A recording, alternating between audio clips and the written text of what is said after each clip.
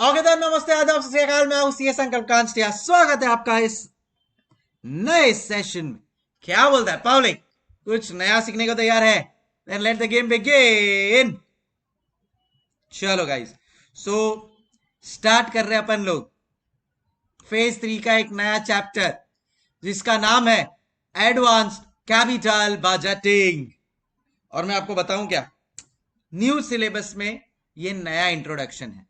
और ये जो नया इंट्रोडक्शन है ना, देख के लगेगा कि यार एडवांस्ड कैपिटल बजटिंग, बट एकदम फुद्दू सा है। जी हाँ, very very simple, very very easy.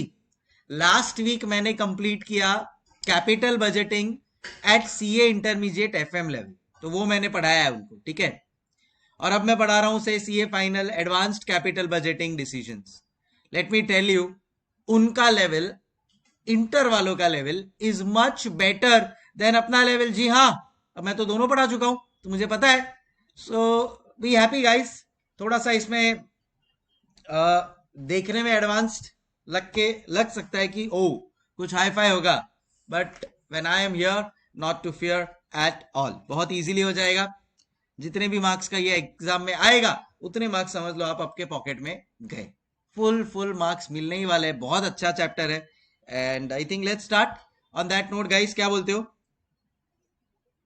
बोलो बोलो, टेल टेल। चलो, so yes yes yes. So now capital budgeting के ऊपर थोड़ा सा एक स्टार्ट ले लेते हैं और फिर बाद में अपन लोग चलेंगे अपनी एडवांस्ड की कहानी पे। फ्रैंकली स्पीकिंग, कैपिटल बजटिंग जो अपन ने इंटरमीडिएट लेवल पे पढ़ा है उसका कोई यहाँ पे कनेक्शन अनफॉर्चुनेटली नहीं है। मतलब है बट एकदम ना के बराबर।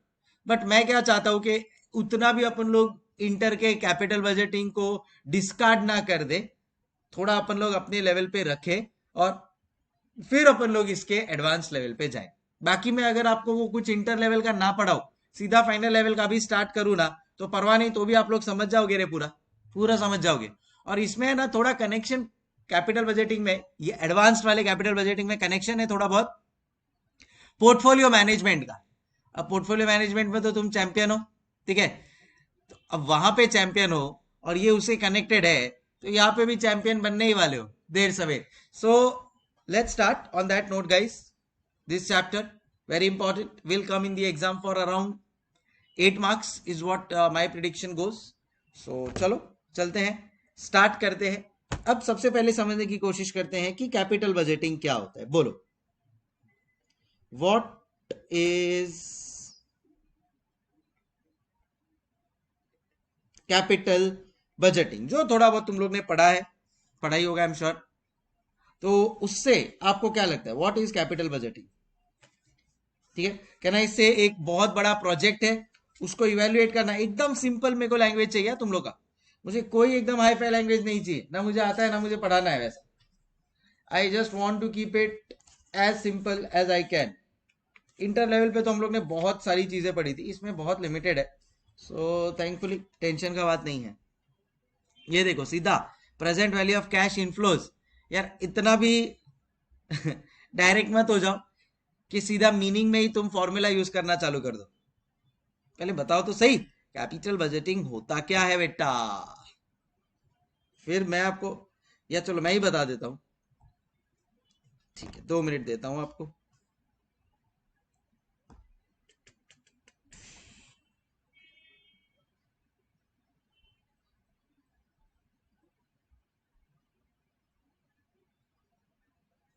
Comparing inflows and outflows to see if it is beneficial. ये भी यार, ये तुम लोग है ना आंसर्स कैसे दे रहे हो पता है?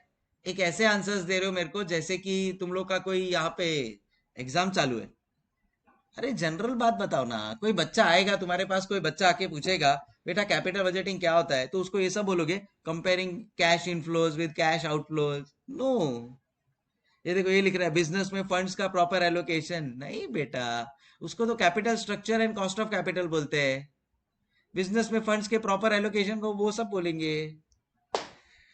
चलो ठीक है, अच्छा लगा ये देख के कि तुम्हारा इंटर का कैपिटल बजटिंग कितना स्ट्रांग है। चलो मेरे को पता चल गया मुझे क्या लेवल पे अभी ये स्टार्ट करना पड़ेगा चैप्टर को। कैपिटल बजटिंग का मतलब होता है, लिखो मेरे साथ साथ में लिखो, बहुत सिंपल सा चीज है। It is basically, it involves, I would say, project evaluation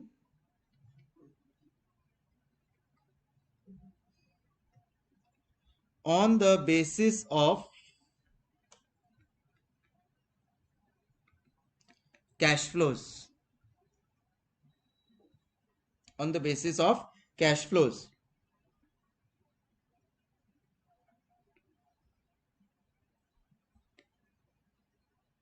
ठीक है। और जब मैं इधर प्रोजेक्ट की बात करता हूं तो what kind of projects are they are usually big projects. They are usually big projects involving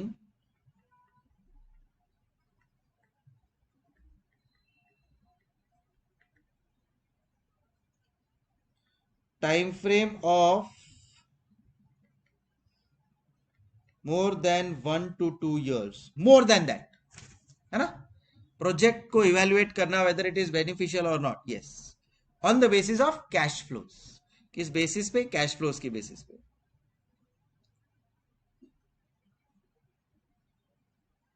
done, लिख लो।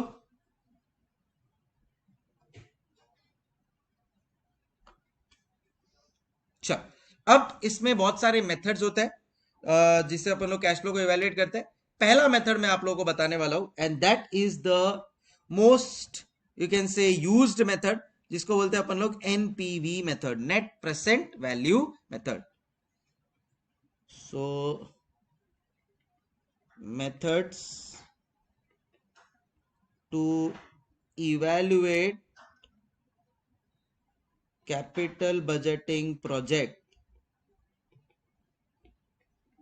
methods to evaluate capital budgeting project।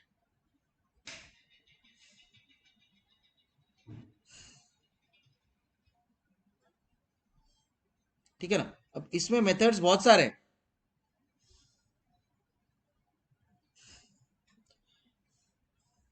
ध्यान से मैं तुम लोग को पूरा आइडिया दे रहा हूं कि कौन से मेथड्स है। जैसा मैंने बोला, अभी मैंने इंटर में पढ़ा है तो मुझे तो एकदम फ्रेश है।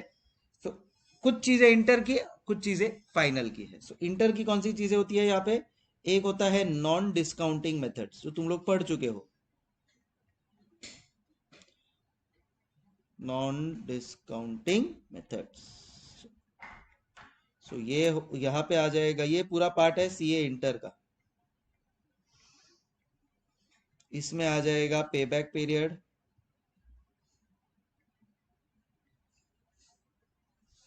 दूसरा ARR, accounting rate of return,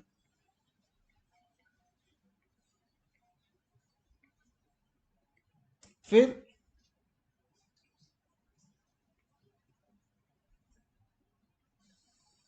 second. अब उसके बाद आते हैं discounting methods.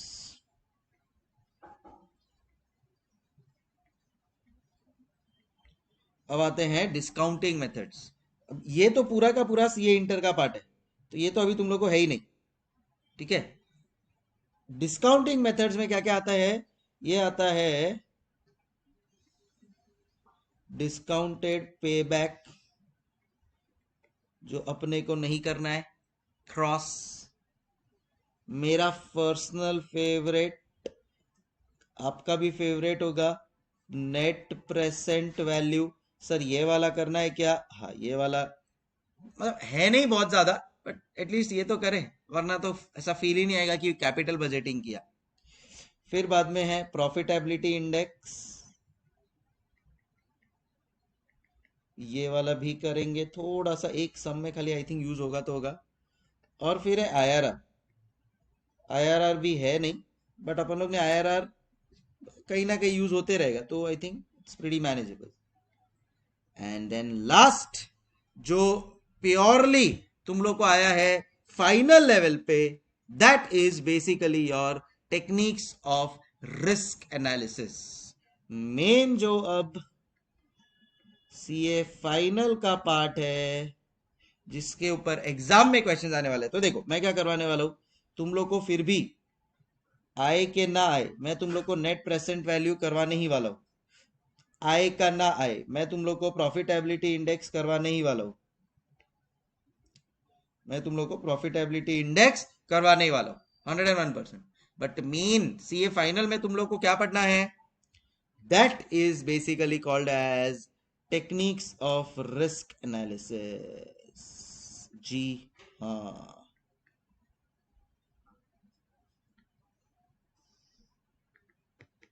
yes, this is the main thing which we are going to be focused on।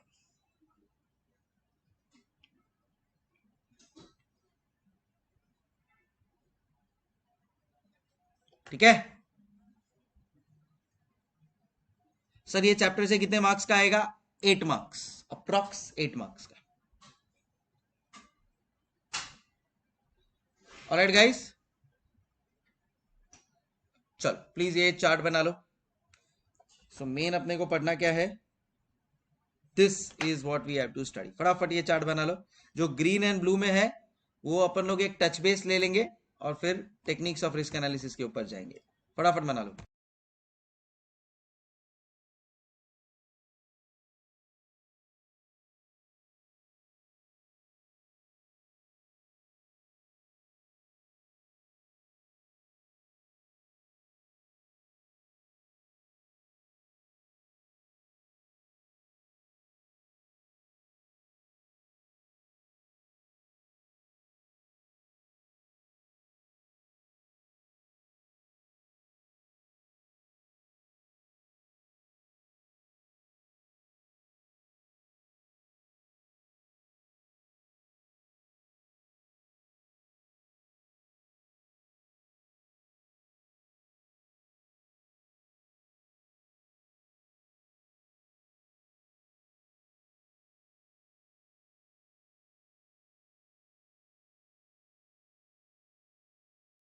चल यस, सो यहाँ पे कोई बोल रहा है कि sir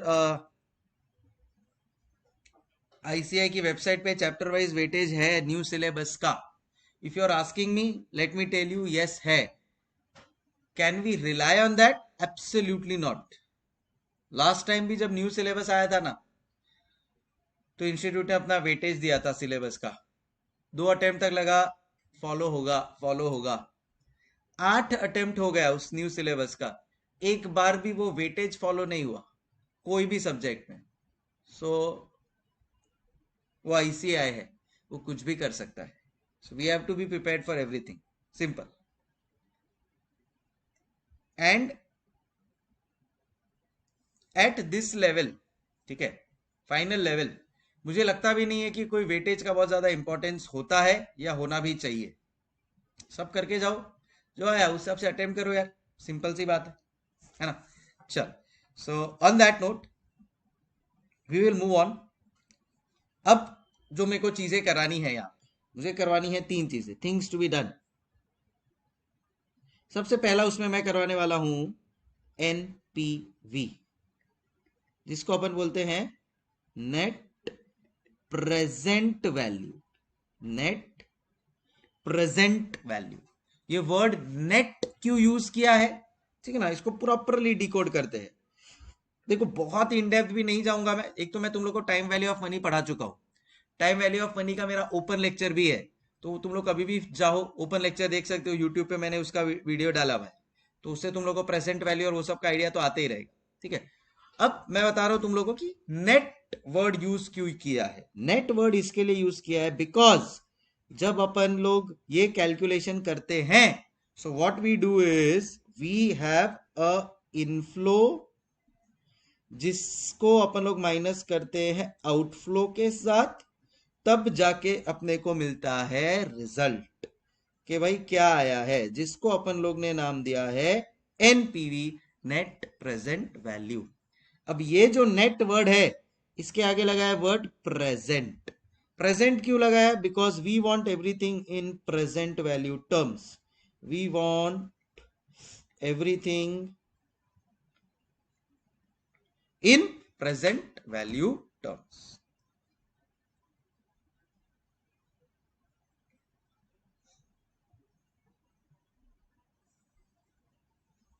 got it.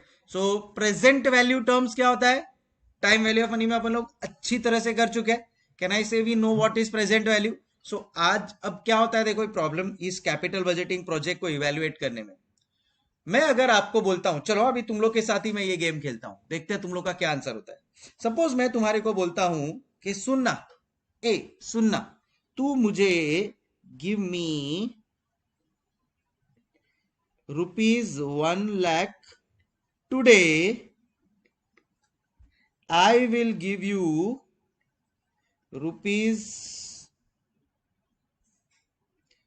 ₹2 lakh after 15 years. बोलो, क्या आप मेरी बात को मानोगे? क्या आप मेरी बात को मानोगे? क्या, क्यों नहीं मानोगे? क्योंकि आपको पता है आज से 15 साल बाद, हेलो, आज से 15 साल बाद इस 2 लाख की वैल्यू कुछ भी नहीं होगी, या कितनी होगी? बहुत कम, 1 लाख से भी कम होगी. तो इस 2 लाख जो मेरे को 15 साल बाद मिलने वाले, उसको मेरे को आज का वैल्यू देखना चाहिए, प्रेजेंट वैल्यू उसका मेरे को देखना पड़ेगा टू नो कि भाई हाँ, मेरे को ये प्रोजेक्ट से कुछ बेनिफिट मिलने वाला है या नहीं मिलने वाला है. ये जो इंश्योरेंस वाले होते हैं ना, ये एफए लोगों को खुफिया बनाते हैं. ये आपको बताएंगे आपके घर पे आके. आप अगर चार्टर्ड नहीं हो, आपके पास उतना नॉलेज नहीं है, तो आप बहुत इजीली खुफिया बन जाएंगे. ये आपको आके बताएंगे, ये देखो आज आपको 1 लाख भरना है, फिर 5 साल बाद हम लोग आपको हर साल 1-1 लाख रुपए देंगे आने वाले 3 साल तक. तो आपको क्या लगेगा, या नॉर्मल आदमी को क्या लगेगा?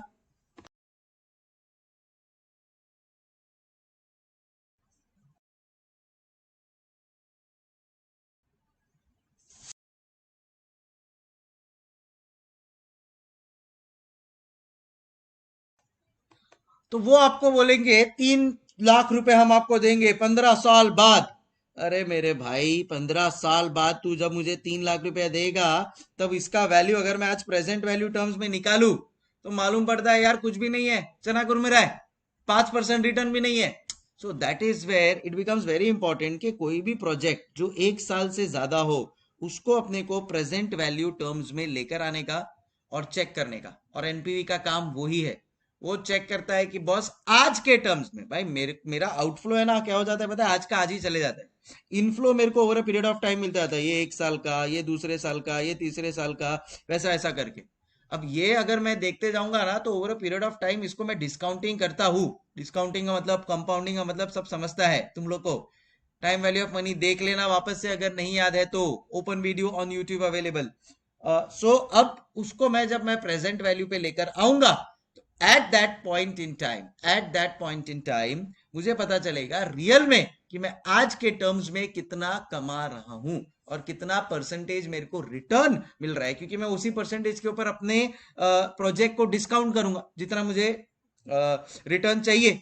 Are you understanding guys? So that is where it becomes very important for us to evaluate a project based on this method, which is called as net present value, which is based on the formula present value of cash inflow minus present value of cash outflow. तो word use क्या कर रहा हूं मैं बार बार? Present value of cash inflow. And दूसरा क्या वर्ड यूज कर रहा हूं मैं? Present value of cash outflow. Are we understanding guys? चल क्लियर है? सो उसका फिर रिजल्ट आ जाएगा नेट प्रेजेंट वैल्यू. उसका रिजल्ट आ जाएगा नेट प्रेजेंट वैल्यू. और फिर आप डिसीजन लो. क्या डिसीजन लोगे? अगर ये पॉजिटिव आया तो आप प्रोजेक्ट को एक्सेप्ट करते हो, अगर ये नेगेटिव आया तो आप प्रोजेक्ट को रिजेक्ट करते हो. सिंपल. समझे गुड एवरीबॉडी? चलो done. So this is how the whole system works of net present value. क्या ये अपने को है बहुत ज्यादा इन्वॉल्वमेंट इस कॉन्सेप्ट का? Unfortunately the answer is no. मतलब है बहुत ना के बराबर, इतना कोई इसमें अपने को एट फाइनल लेवल इतना भी बहुत ज्यादा यूज नहीं है. बट अपने को पता होना चाहिए, उतना नॉलेज अपन लोग ने ले लिया है. क्यों ना एक इसका एक सम भी मैं करवा दूं तुम्हारे को? क्या बोलते हो? तो थोड़ा और क्लैरिटी आ जाएगा, राइट? अब मैं अगर बोल रहा हूं नेट प्रेजेंट वैल्यू के हिसाब से, सो एक होता है present value of cash outflow. Cash outflow में कोई प्रॉब्लम नहीं, मशीन लिया कैश आउटफ्लो, बराबर। तो तुम्हारा कैश आउटफ्लो में कोई प्रॉब्लम नहीं, क्यों? क्योंकि कैश आउटफ्लो में क्या क्या आ जाता है, से purchase of machine is like a cash outflow. Any other expenses, say installation expenses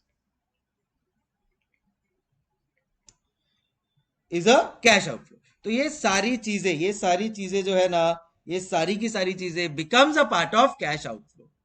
okay okay sir. But inflow में क्या आएगा, बोलो इनफ्लो में क्या आएगा? सो मैं आपको बताता हूं इनफ्लो में क्या आता है। इनफ्लो में आता है आपका sales minus expenses, revenue minus expenses is your inflow. Simple, जो भी आपने खर्चा, जो भी आपका रेवेन्यू है उसमें से जो आपका खर्चा हो गया वो सारा का सारा इनफ्लो है। बात तो सही बोल रहे हो सर एकदम आप, ये बात में दम है कि वो सारा का सारा इनफ्लो है। बट वर्ड यूज किया है यहाँ पे कैश इनफ्लो, वर्ड यूज किया है यहाँ पे कैश इनफ्लो। तो सर उससे क्या चीजें बदलती है, that is what now I want to tell you. सबसे पहले सेल्स होगा, आप कोई चीज बेचोगे, बट वो बेचने के लिए आपको कुछ वेरिएबल कॉस्ट इंकर करना पड़ेगा, आपका कंट्रीब्यूशन आएगा। इधर तक सब सही है। लेस वेरिएबल कॉस्ट, ये आपका आ गया अर्निंग्स बिफोर डेप्रीसिएशन। इसमें डेप्रीसिएशन का बहुत इंपॉर्टेंस है। And tax, earnings before depreciation and tax. अब मैं क्या करूंगा पता है क्या, मैं करूंगा लेस डेप्रीसिएशन, तो मुझे मिल जाएगा अर्निंग बिफोर टैक्स। मैं करूंगा लेस टैक्स, मुझे मिल जाएगा अर्निंग्स आफ्टर टैक्स। क्या मैं इधर वर्ड यूज कर सकता हूं क्या, cash flow? The answer is no, this is not cash flow. Cash flow का मतलब होता है रियल कैश कितना आया है, रियल कैश कितना गया है। तो सेल्स करता हूं तो क्या मेरे पास रियल कैश आता है? द आंसर इज यस, मतलब आज नहीं तो कल रियल कैश आता है। डन। वेरिएबल कॉस्ट इंकर करता हूं तो इमीडिएटली पैसा दे दिया ऐसा नहीं है, बट पैसा देना है आज नहीं तो कल, सो रियल कैश गया। फिक्स्ड कॉस्ट रियल कैश गया। तो जो भी मेरे रियल कैश इनफ्लोज और आउटफ्लोज है वो सारे मैं यहां पे लिख देता हूं। फिर भी मैंने ये कैश फ्लो के उधर बाजू में क्रॉस मार्क मारा है, एफा क्यू, क्योंकि मैंने यहां पे लिया है लेस डेप्रीसिएशन। तो सर डेप्रीसिएशन क्यों माइनस किया? क्योंकि वो तो एक नॉन कैश एक्सपेंडिचर है। Guys guys guys, hello guys, can I से डेप्रीसिएशन तो एक नॉन कैश एक्सपेंडिचर है। फिर मैंने उसको क्यों माइनस किया? Only for one thing, and that is because I am going to get a tax benefit of depreciation. जैसे ये टैक्स बेनिफिट ऑफ डेप्रीसिएशन मैंने ले लिया, मैं उसको वापस ऐड बैक कर दूंगा। अब मेरे यहां पे सिस्टम में जो भी बचा है वो सारा का सारा है कैश इनफ्लो, वो सारा का सारा है कैश इनफ्लो। ए समझ गए एवरीबॉडी? सर ये टैक्स बेनिफिट ऑफ डेप्रीसिएशन कैसे आता है? चलो आओ बताता हूं मैं आपको,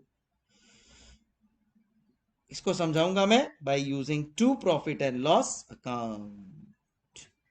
अब देखो, मैं अगर इधर लिखता हूं मेरा gross profit, normal sales minus purchase और वो सब एडजस्टमेंट करके मेरा ग्रॉस प्रॉफिट आया 50,000 से मेरा एक्सपेंसेस है, नॉर्मल एक्सपेंसेस है 5,000, तो मेरा नेट प्रॉफिट कितना आएगा 45,000। इसके ऊपर मेरे को टैक्स भरना पड़ेगा, से टैक्स एट द रेट 30%। तो 45,000 का 30% होता है 13,500। सो अपने को मिल जाएगा net profit after tax, and that is 31,500। समझ में आया क्या एवरीबॉडी? यस सर, ये तो पता है हमारे को। अब सुनना, अब सुनना ध्यान से। मेरा नेक्स्ट एग्जांपल, मेरा नेक्स्ट एग्जांपल है, ये हुआ एग्जांपल 1, दूसरा है एग्जांपल 2। नेक्स्ट एग्जांपल में है मेरा पीएनएल अकाउंट। इस पीएनएल अकाउंट में है मेरा ग्रॉस प्रॉफिट अगेन 50,000, एक्सपेंसेस 5,000, साथ में मैं इधर लिख देता हूं डेप्रीसिएशन 10,000। ध्यान से सुनना भी। अब मुझे मिल जाएगा नेट प्रॉफिट कितना, 35,000। इस पे मैं टैक्स माइनस करता हूं एट द रेट 30%, 10,500। सो क्या मिल जाएगा आपको, कहना इससे अपने को मिल जाएगा नेट प्रॉफिट आफ्टर टैक्स कितना। सो 35,000 minus 10,500, yes it is 24,500, it is 24,500। अब ध्यान से समझने की कोशिश करना, ध्यान से समझने की कोशिश करना। अब ये एक डेप्रीसिएशन की वजह से, ये एक डेप्रीसिएशन की वजह से देखो क्या हो रहा है, ये एक डेप्रीसिएशन की वजह से, अब डेप्रीसिएशन कोई रियल कॉस्ट तो नहीं है मेरा, करेक्ट। यहां पे मेरा टैक्स जो पहले मैं पे करता था 13,500, अब मैं टैक्स पे कर रहा हूं 10,500। तो क्या हुआ पता है क्या, इधर से मेरे को डेप्रीसिएशन एक्सपेंस, डेप्रीसिएशन एक्सपेंस की वजह से, डेप्रीसिएशन एक्सपेंस की वजह से मेरा टैक्स के ऊपर फोकस करो। जो टैक्स 13,500 था, अब हो गया ये प्रीवियस 13,500 था, अब हो गया है 10,500। सो कैन आई से 3,000 मेरा टैक्स में बच गया, 3,000 मेरा टैक्स में सेविंग्स हो गया ना। ये था मेरा प्रीवियस टैक्स, ये है मेरा नाउ टैक्स। कैन आई से 3,000 मेरा टैक्स में सेविंग्स हो गया, बोलो यार हाँ या ना, एवरीबॉडी बोलो यार हाँ या ना। Yes sir, absolutely correct, spot on. 3,000 actual में मेरा टैक्स का सेविंग्स हुआ है। क्यों? क्योंकि मैंने इधर मेरे डेप्रीसिएशन को डेबिट किया, जिसकी वजह से पहले मैं 13,500, अब अभी भी ये नॉन कैश एक्सपेंडिचर है, इसको सपोज मैं डेबिट नहीं करता तो मेरा ये सिचुएशन होता, ऊपर वाला सिचुएशन होता। बट बिकॉज मैंने डेप्रीसिएशन को डेबिट किया तो उसकी वजह से क्या हुआ बेनिफिट, मेरा टैक्स में सेविंग्स हुआ है। कितना सेविंग्स हुआ है टैक्स में, जितना मेरा डेप्रीसिएशन था उसका मल्टीप्लाई बाय टैक्स रेट। तो जितना मेरा डेप्रीसिएशन था, हेलो सुन रहे हो कि नहीं आप लोग, जितना मेरा डेप्रीसिएशन था इनटू जो आपका टैक्स रेट का परसेंटेज है, always that is going to be my tax savings on depreciation. तो डेप्रीसिएशन डेबिट करने की वजह से, ठीक है, क्या फायदा हुआ, टैक्स मेरा उतना कम हो गया। तो मैं डेप्रीसिएशन, मुझे पता है नॉन कैश है, बट वो मैं जानबूझ के डेबिट करूंगा, इनकम टैक्स डिपार्टमेंट को कम टैक्स पे करूंगा, मेरा टैक्स बच गया। अब मेरे को पता है ये डेप्रीसिएशन मैंने खाली इनकम टैक्स को खुफिया बनाने के लिए यहाँ पे माइनस किया है। अब मैं क्या कर दूंगा, वापस से उसको ऐड बैक कर दूंगा, ताकि मुझे मेरा रियल कैश फ्लोज मिल जाए, ताकि मुझे मेरा रियल कैश फ्लोज मिल जाए। ए समझ गए हो एवरीबॉडी? बोलो बोलो, चल चल, एवरीबॉडी क्लियर है? मुझे पता है तुम लोग को ये सब चीजें पता है, तुम इंटर पास करके आए हो, बड़े लोग हो, बट मेरा फर्ज था कि तुम लोग को एटलीस्ट एक बेसिक में आइडिया दे दूं। अब इंटर में होते तुम तो और 2-3 एग्जाम्पल देके मस्त दिमाग में घुसा था, आइडिया होगा तुम लोग को, इसके लिए खाली एक एग्जाम्पल से समझा रहा हूं। तुमको और क्लैरिटी चाहिए, let me know, if not लिख लो बेटर रहेगा, इफ नॉट लिख लो बेटर रहेगा। Start, come on everybody.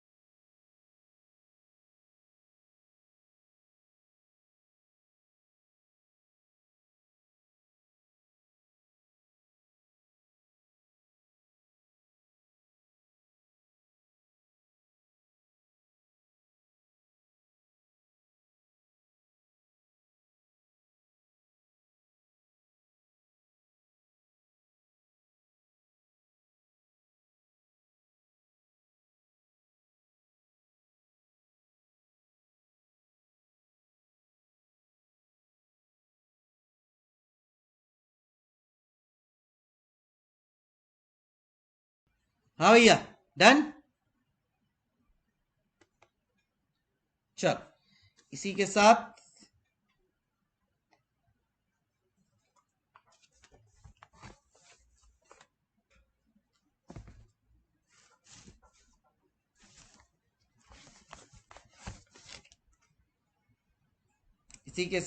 बढ़ते हैं अपन आगे। एक एग्जाम्पल पे देखो, अभी इंस्टीट्यूट ने तो है ना, ये एनपीवी एनपीवी को टोटली डिस्कार्ड ही कर दिया। उन्होंने अपनी बुक में कोई कुछ नहीं लिखा है उसके बारे में। तुम सोचो ना यार, कैपिटल बजटिंग जैसा चैप्टर, और उन्होंने एनपीवी का कोई नामो निशान नहीं रखा है। Can you imagine? तो इसके लिए फिर बाद में मैंने बोला कि चलो कोई बात नहीं, अपन ऐसा भेदभाव नहीं करेंगे इस चैप्टर के साथ। अपने को तो प्यारा है ये चैप्टर, अपन अपने लेवल पे थोड़े एग्जाम्पल और कॉन्सेप्ट्स डाल देंगे, ताकि अपने को फील रहे यार कैपिटल बजटिंग का, है कि नहीं? चलो, on that note guys, everybody let's start. Let's start, write down. मैं भी एग्जांपल लिखवा रहा हूँ, सब लोग एवरीबॉडी एग्जांपल लिखेंगे। Start, come on, write down.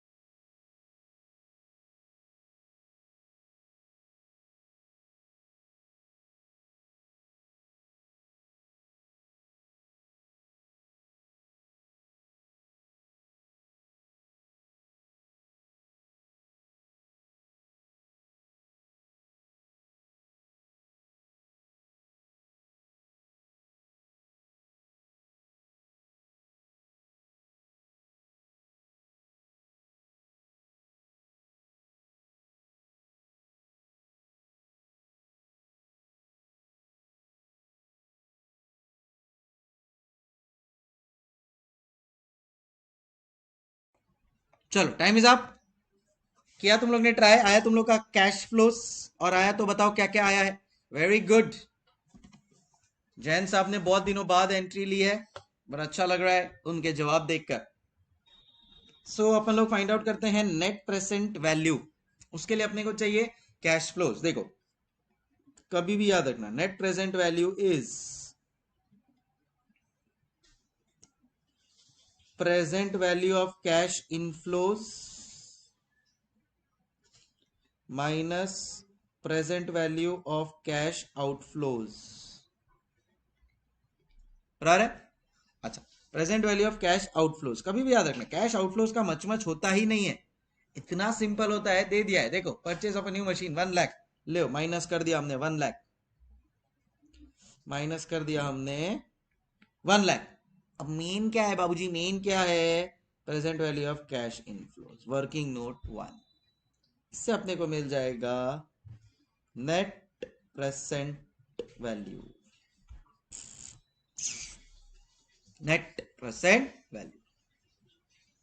चलो अब नेट प्रेजेंट वैल्यू के लिए मेरे को चाहिए वर्किंग नोट 1 का present value of cash inflows. So let's start, we will write here present value of cash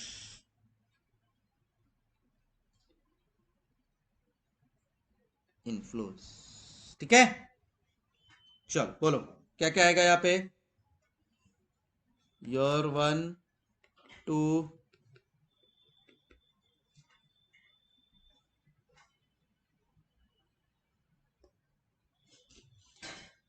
earning before depreciation and tax is given below. तो इधर मैं पहले लिख दूंगा earning before depreciation and tax. Earning before depreciation and tax क्या आएगा?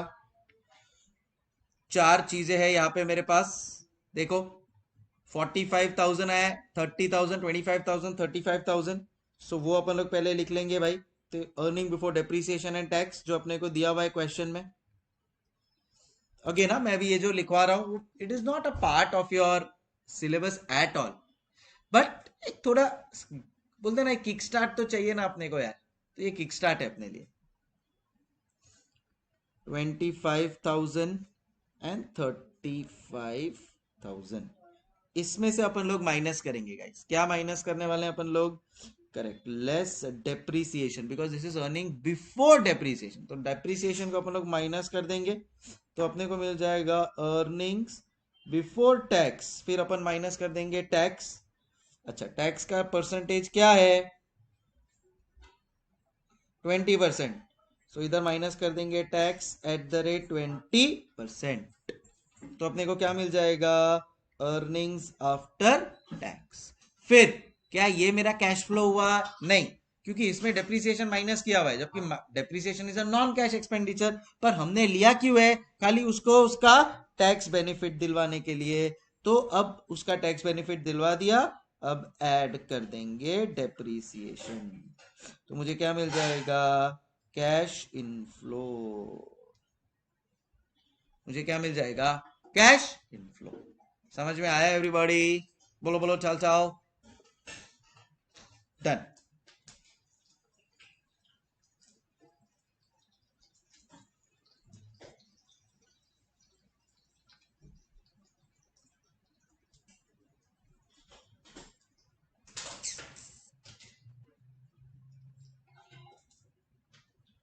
चल करे minus.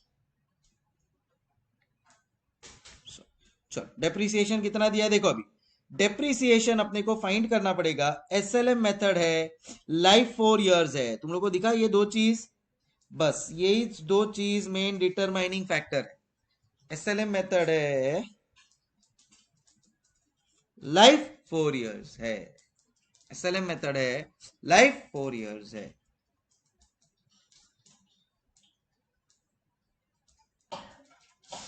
Right, so that's how the system works. So अभी मेरे को बताओ, अभी मेरे को बताओ डेप्रीसिएशन कितना आएगा। तो working note 2, calculation of depreciation, we will say कि बॉस 1,00,000 का कॉस्ट है, 4 साल की जिंदगी है, 25,000 per annum is the depreciation. So यहां पे अपन लोग माइनस कर देंगे 25 25,000 एंड 25,000, राइट। चलो अर्निंग्स बिफोर टैक्स आ जाएगा मेरा 20,000 गाइस, यहां पे 5,000, zero in third case for now, and 10,000। अब मैं टैक्स माइनस कर दूंगा। अब ये डेप्रीसिएशन की वजह से टैक्स मेरे को जीरो पे करना पड़ रहा है, बट मेरा कैश फ्लो एक्चुअल में 25,000 हुआ है, ये फायदा है। ये जो थर्ड है ना, थर्ड ईयर, वो अपने को रियल में दिखाता है कि यार कितना अच्छा है डेप्रीसिएशन, है कि नहीं। चलो नेक्स्ट है मेरा ये tax 20%, so this will be 4,000, earnings after tax 16,000, add back depreciation 25,000, cash inflow मिल जाएगा 41,000 का। अच्छा एवरीबॉडी, डन सर। देन 5,000 था, लेस 20%, सो 1,000, सो ये आ जाएगा 4,000, add back depreciation 25,000, we will get 29,000। Third year का निकाला हुई है, फोर्थ ईयर का 2,000, सो मेरे को मिल जाएगा 8,000, एड डेप्रीसिएशन 25,000, 33,000 आ गया। Got it guys. अब डिस्काउंटिंग फैक्टर की बारी है। सो लेट्स से अपना डिस्काउंटिंग फैक्टर अपन रखते हैं 10%। तो चलो यहां पे मैं लिखवा देता हूं वो वाली चीज भी, कि इधर ब्रैकेट में लिख देते भाई, discounting factor of project at the rate 10%। ठीक है। चलो अब last working note, that will be working note 3R. Why? To calculate present value of cash inflows. मेरे पास है ईयर 1 2 3 4, बोलो क्या क्या है। 41,000, 29,000, 41, 29, 25 एंड 33,000, बराबर है। इसका discounting factor multiply by discounting factor at the rate 10%, बराबर है। सो क्या अपने को आता है कैलकुलेट करना, 1 डिवाइड बाय 1.1। याद रखना जब आप फ्यूचर वैल्यू फाइंड करते हैं तो आप कंपाउंड करते हो, यहां पे आप फ्यूचर से प्रेजेंट पे लेकर आ रहे हो तो आप डिस्काउंट करोगे। अच्छा, सो 1 डिवाइड बाय 1.1, यहाँ पे 1 divide by 1.1 square, 1 divide by 1.1 cube, 1 divide by 1.1 raised to 4. So it will be 1 divided by 1.1, 0.909, 0.826, 0.751, 0.683, right. Finally आ जाएगा अपना present value of cash inflows. बोलो 41,000 इंटू 0.909 कितना होता है, 37269 प्लस 23954 प्लस 25,000 इंटू 0.751, ये मेरे को बोलो तो टोटल कितना आता है। सर मेरे से कैलकुलेशंस करवा रहे, बताओ मेरे को फटाफट, चलो कितना आता है।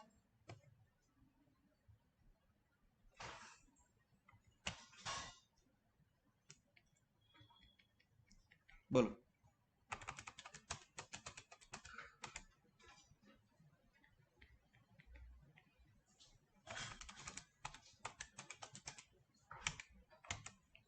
102537 परफेक्ट।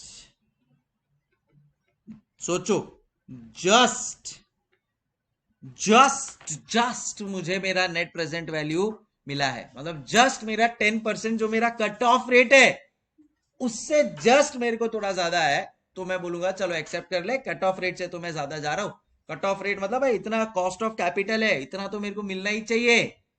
समझे क्या एवरीबॉडी? अब कोई आम आदमी देखेगा तो क्या बोलेगा, 45,000 प्लस 30,000 प्लस 25,000 प्लस 35,000, तो 1 लाख का 1,35,000 मिल रहा है, क्या खोटा? अरे खोटा ही है, ये गलत ही है, ये 35,000 थोड़ी ना मिल रहा है, 4 साल के उसमें स्प्रेड आउट होके मिल रहा है, तो इफेक्टिवली खाली 10 से 11% मिल रहा है तुम्हारे को यहाँ पे, प्रेजेंट वैल्यू के टर्म्स में निकालते हो तो। समझे क्या? गुड, चलो छाप लो, डन। तो ये एक बेसिक मैंने आप लोग को बता दिया है क्या होता है एनपीवी, एक रिकलेक्ट करवा दिया है। अब मैं आ रहा हूं अपने पे, and that is the final level, and that is capital budgeting with risk analysis. बहुत ही सिंपल, बहुत ही इजी, बहुत ही अच्छी तरह से हो जाएगा, don't have to worry, and I am here, why to fear. चलो guys, everybody pay attention now. हाँ चलो ये लिख लो, 2 मिनट दे रहा हूं, लिख लो, चलो write down please.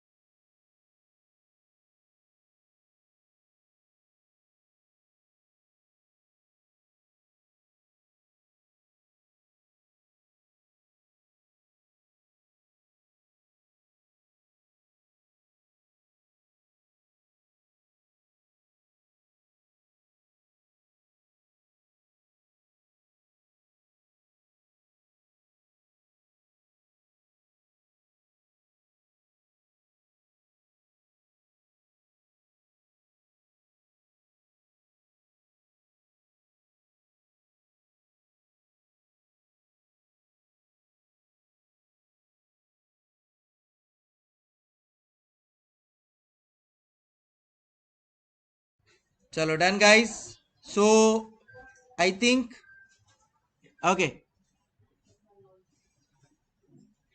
Sir, real life में हम डिस्काउंटिंग किस रेट से करते हैं? सो देख, जो भी तेरा कॉस्ट ऑफ कैपिटल होगा पहले तू कैलकुलेट करेगा, थ्रू डिवेंचर्स, थ्रू लोन, जो भी तूने लिया होगा वो तेरा बाय डिफॉल्ट डिस्काउंटिंग रेट बनता है कि भाई उतना तो मुझे मिले ही मिले, फिर उसके ऊपर जो भी हो दैट इज ऑलवेज गुड, वैसा दैट्स द होल प्लान।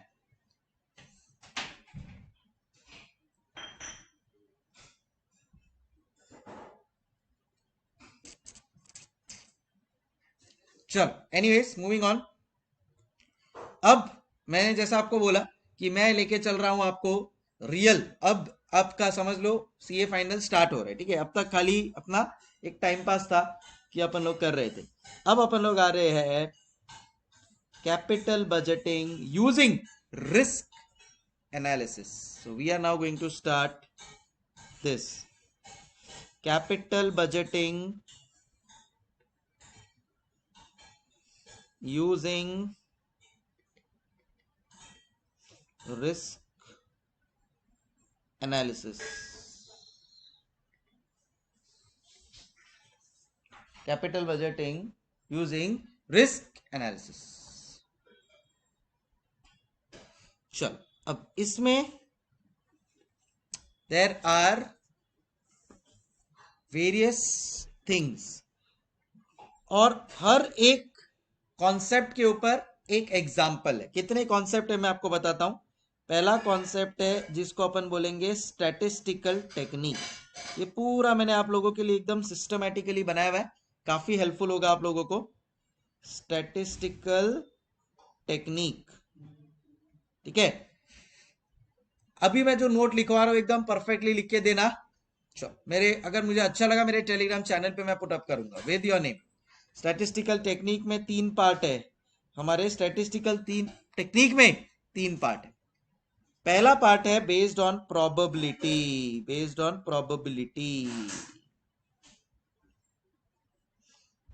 दूसरा पार्ट है वेरिएंस और standard deviation, based on variance और what we call as standard deviation. And third है मेरा कोएफिशिएंट ऑफ वेरिएशन।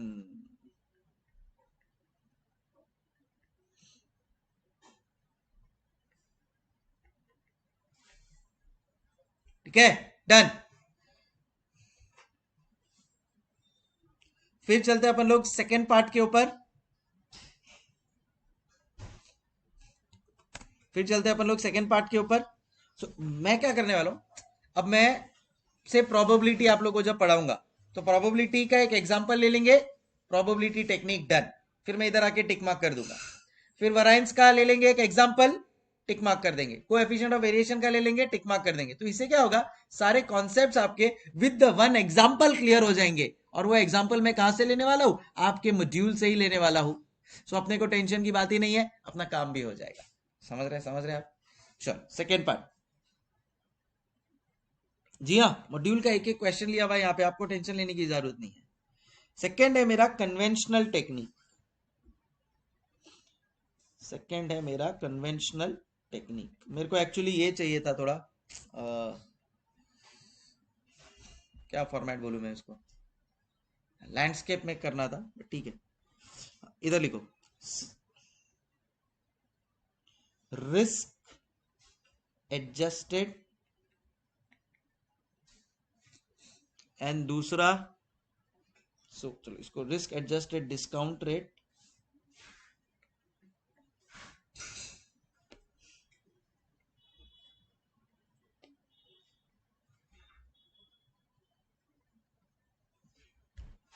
एंड दूसरा सर्टेनिटी इक्विवेलेंट।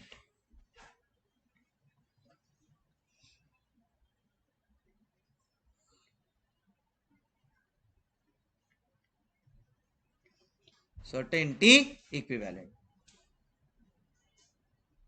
ठीक है। एंड थर्ड टेक्निक है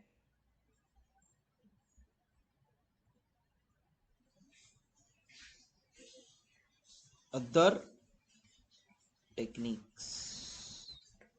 इसमें 4 पार्ट है, चारों एकदम दिग्गज है। पहला sensitivity analysis,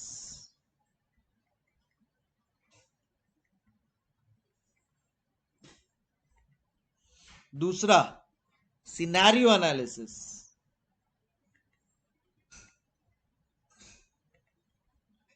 third simulation analysis,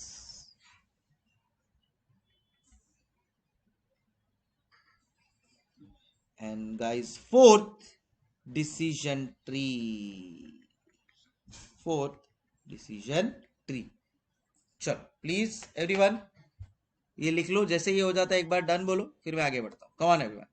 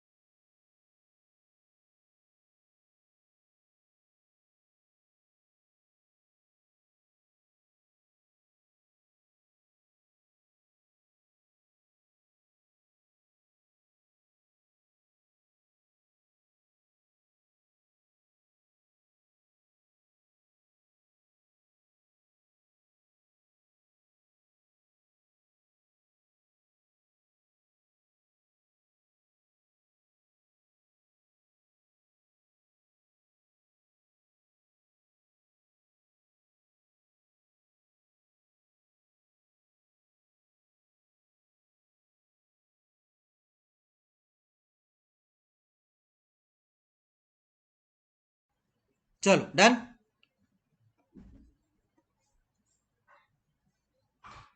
okay आ जाओ, लेट्स नाउ कंटिन्यू। अब जैसा मैंने आप लोगों को बोला कि what I will do is pickup one method और उसका एग्जाम्पल करेंगे और उसको सॉल्व करेंगे, ठीक है। तो सबसे पहला मेथड कौन सा है अपना किडा गाइस? अपना सबसे पहला मेथड कौन सा है? Yes, the first method is probability. Statistical techniques का सबसे पहला कौन सा है? प्रोबेबिलिटी। तो इसको ऐसा नंबरिंग दे देते हैं अपन, A B C D E F G H I, ठीक है। तो सबसे पहला A, the method is probability technique.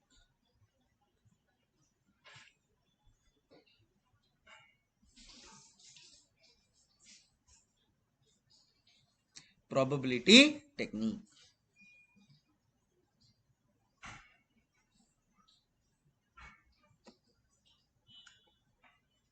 चल, अब इसमें क्या करना है आपको? Simple methods are going to be very simple. मैंने तुमको स्टार्टिंग में ही बोल दिया है, मैंने सीए इंटरमीडिएट पे पढ़ाया है, इंटरमीडिएट लेवल पे मैं पढ़ा रहा हूँ सीए सीडब्ल्यूए को, एफएम कैपिटल बजटिंग मैंने वहां पे पढ़ाया है। उधर का लेवल बहुत अच्छा है अपने लेवल से, मजाक नहीं कर रहा हूं मैं। ये लेवल तो कुछ भी नहीं है, एकदम सिंपल है। आओ बताता हूं कैसे। सबसे फर्स्ट जो मेथड है उसमें अपने को चाहिए that we will calculate the expected net present value. इसमें अपन लोग फाइंड आउट करते हैं एक्सपेक्टेड नेट प्रेजेंट वैल्यू। सो अब तक अपन लोग ने क्या कैलकुलेट किया था? अब तक अपन लोग ने जो एनपीवी कैलकुलेट किया था ना, यहाँ पे ये देखो, ये अपन लोग ने एनपीवी कैलकुलेट किया था। इसमें जो ये earning before depreciation and tax 45,000 30,000 25,000 35,000 ये सब वो कंफर्म थे कि ये होने ही वाला है। बट सपोज मेरा प्रोजेक्ट है और मुझे नहीं पता है कि मेरा क्या होने वाला है फ्यूचर में कैश फ्लोज, तो ऑब्वियसली मुझे कुछ प्रोबेबिलिटी यूज करना पड़ेगा, राइट। सो यहां पे उन्होंने बोला है that we will use the word expected net present value. We will use the word expected, और जब भी वर्ड एक्सपेक्टेड आएगा पोर्टफोलियो में अपन लोग ने पढ़ा है we will always have probability. क्या लग रहा है आपको, क्या आप अपने फर्स्ट अटेम्प्ट में फाइनल एग्जाम्स क्लियर कर पाएंगे? तो आप आपका एक्सपेक्टेड रिजल्ट मेरे बताएंगे। तो एक्सपेक्टेड रिजल्ट में आप लिखोगे कि ये प्रोबेबिलिटी है एफआर में मार्क्स आने का, एएफएम में मार्क्स आने का ये प्रोबेबिलिटी, ऑडिट में, लॉ में, टैक्स में, whatever. That's how you will calculate your expectations based on a probability. So wherever word expected is there, तू जहां जहां चलेगा, expected बोलता है, तो probability expected को बोलता है मेरा साया साथ होगा, मेरा साया।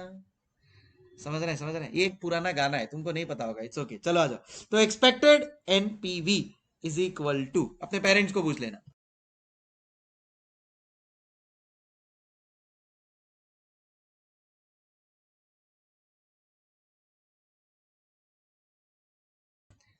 तो ये है मेरा एक्सपेक्टेड एनपीवी।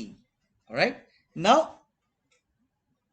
कैसे कैलकुलेट होगा ये एक्सपेक्टेड एनपीवी? सो सीधी सी बात है, जो मेरा कैश इनफ्लो है, अभी मैंने तुम लोग को है ना बताते बताते बता ही दिया था ना कि ये जो मेरा कैश इनफ्लो है ये मेरा कंफर्म कैश इनफ्लो दिया हुआ है ये क्वेश्चन में।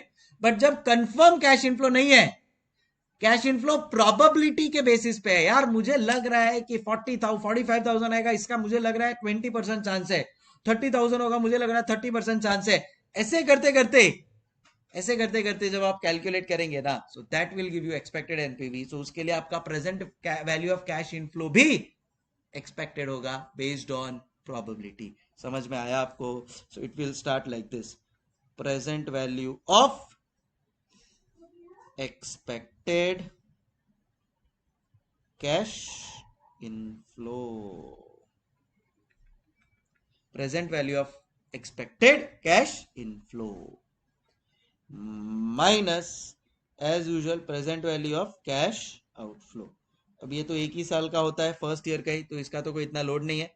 इससे आपको क्या मिल जाएगा? Expected net present value. Please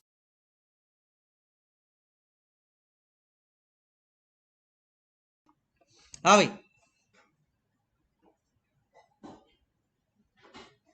ठीक है। चलो, अब ये expected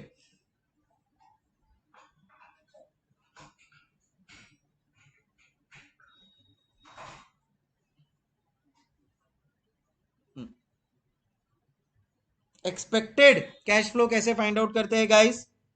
so it will B net cash flow into probability, net cash flow into probability, ऐसे अपन एक्सपेक्टेड फाइंड करेंगे। एंड दूसरा है प्रेजेंट वैल्यू, दूसरा है प्रेजेंट वैल्यू। तो प्रेजेंट वैल्यू क्या है? प्रेजेंट वैल्यू विल बी आपका जो एक्सपेक्टेड कैश फ्लोज आएगा यहाँ पे से ये जो एक्सपेक्टेड कैश फ्लोज आएगा उसको अपने को डिस्काउंट करना पड़ेगा 1 + डिस्काउंटिंग फैक्टर।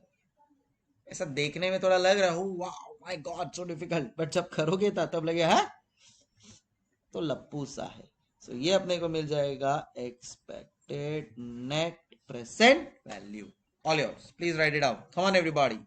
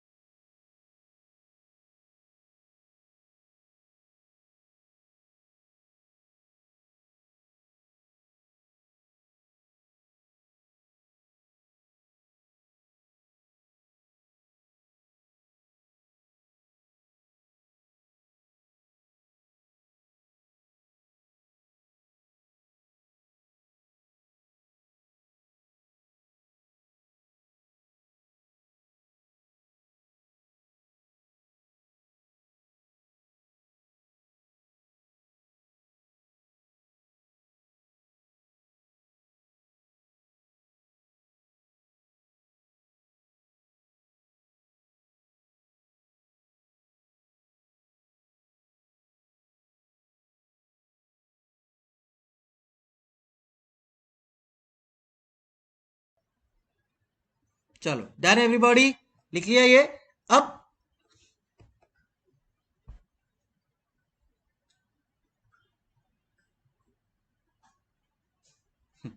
चलो, सो अब आप लोगों को करना है, आप लोगों को करना है, देखो सीधा question number 4 from the textbook. 5 minute दे रहा हूं मैं maximum. Your time starts now. आप मुझे करके बताएंगे ये question. I am waiting. Start everybody. Can you brief once? अरे यार छोटी बात कर दी, चलो ब्रीफ करके बताता हूं क्या है क्या नहीं। डोंट वरी, बताता हूं, चलो आ जाओ।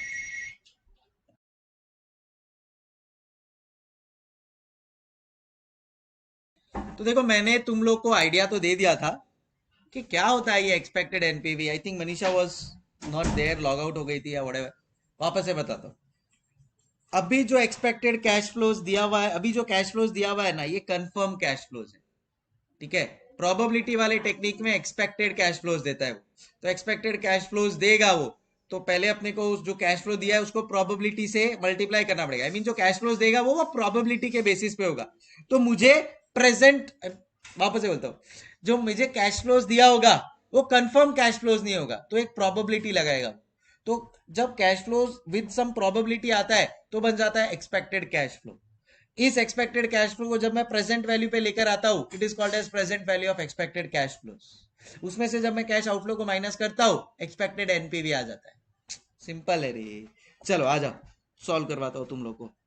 मुझे लगा तुम लोग ही खुद से कर पाओगे, एक्सप्लेनेशन दे दिया था मैंने, बट इट सीम्स, चलो आप लोग को ये चाहिए मैं बताता हूँ।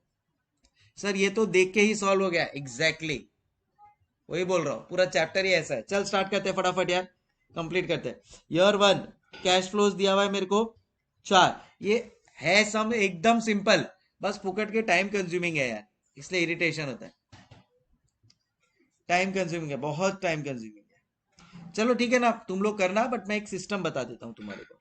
तो अभी देखो यहाँ पे तुम्हारे पास, तुमको कैलकुलेट क्या करने को बोला है उसने, रिक्वायर्ड पार्ट देखो। Calculate the expected net present value using 10% discount rate if initial investment of the project is rupees 10,000। Sure. So कभी भी याद रखना, अपने को पहले फॉर्मेट लिख देने का। एक्सपेक्टेड नेट प्रेजेंट वैल्यू क्या होता है? एक्सपेक्टेड नेट प्रेजेंट वैल्यू क्या होता है? It is present value of cash inflows. But because यहाँ पे प्रोबेबिलिटी है, we will not write directly present value of cash inflows, we will write, हाँ समझे, we will write expected present value of cash inflows, फिर minus present value of cash outflows, तो मिल जाएगा क्या? Correct, expected net present value.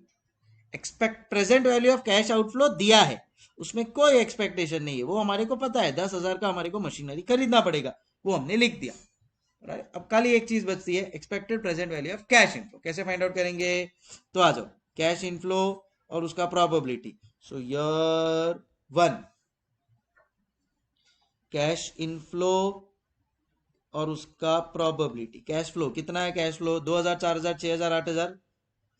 2,000, 4,000, 6,000, 8,000। Probability कितना है?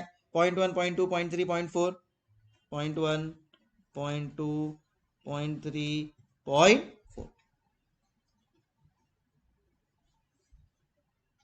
सो क्या मिल गया? ये हमारे को मिल गया एक्सपेक्टेड कैश फ्लो। कब का? ईयर 1 का। समझे? ईयर 1 का मेरे को ये एक्सपेक्टेड कैश फ्लोज मिल गया। समझे तुम लोग? तो कितना आता है ये? 200, 800, 1800, 3200, टोटल 5 और 6,000। तो ईयर 1 का एक्सपेक्टेड कैश फ्लो आ गया 6,000। वैसे ईयर 2 का फाइंड करेंगे, ईयर 3 का फाइंड करेंगे और उसको रिस्पेक्टिव डिस्काउंटेड रेट से डिस्काउंट कर देंगे, अपने को मिल जाएगा expected present value of cash inflow. समझ में आ गया सिस्टम तुम लोग को? That's it, that's it. Great, Deepak का आंसर्स भी आ गया है, very good.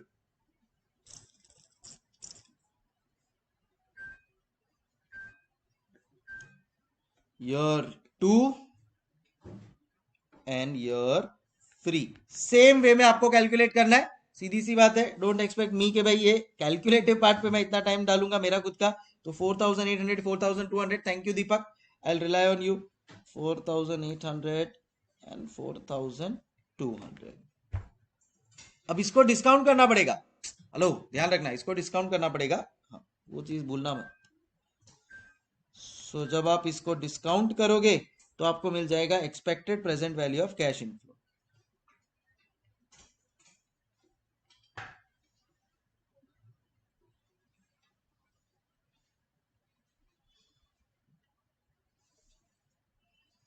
Expected present value of cash inflow क्या?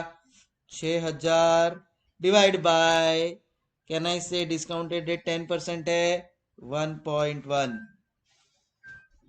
Plus 4800 divide by 1.1 square, 4200 divide by 1.1 cube, क्या मिल जाएगा? 6000 डिवाइड बाय 1.1। ऐसा नहीं होगा, हाँ, तो वो इंडिविजुअली कैलकुलेट करना पड़ेगा। 545439, मेरे को टोटल बोल देना सृष्टि, टोटल बोल देना, टोटल 12573 आ रहा है, वेरी गुड। ये मैंने ऐसे बताया है, तुम लोग नॉर्मल उसमें कैलकुलेट कर सकते हो, तुम लोग ऐसे भी कैलकुलेट कर सकते हो भाई। 6000 और ऐसे ही कर रहा है actually, discounting factor at the rate 10%। 6000, 4800, 4200, ठीक है। 0.909,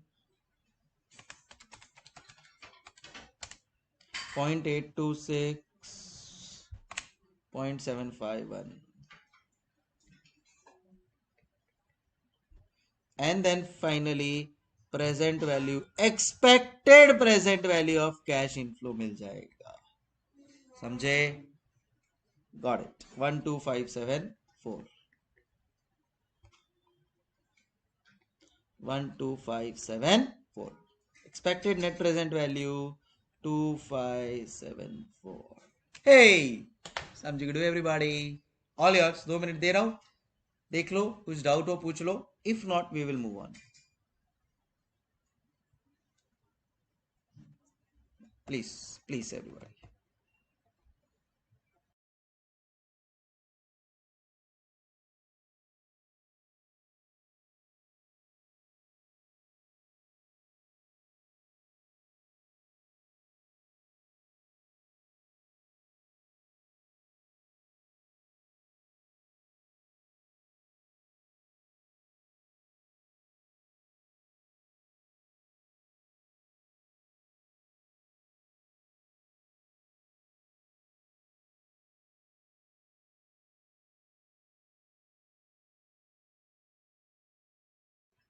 चलो, क्लियर है गाइस? डन। कैसा लगा? इजी? लप्पू? गुड। सेकंड पे आ जाओ। Second technique, second and third साथ में करेंगे। जी हाँ, तो कौन सी है सेकंड टेक्निक? वेरायंस वाली। एंड थर्ड है स्टैंडर्ड डिविएशन। दोनों वर्ड सुने सुने हैं। So B variance and standard deviation, coefficient of variation अलग से कर लेंगे। हाँ, तो variance and standard deviation, so we will put B का जो वर्किंग है, and that is variance slash standard deviation. इन दोनों के तुम लोग को टर्म वो तो पता ही है ना, सिंबल्स। ये वेरायंस का है, ये स्टैंडर्ड डिविएशन का है, ठीक है। चलो, so let's start. Let's start. बोलो, सबसे पहले क्या आएगा? Variance, right?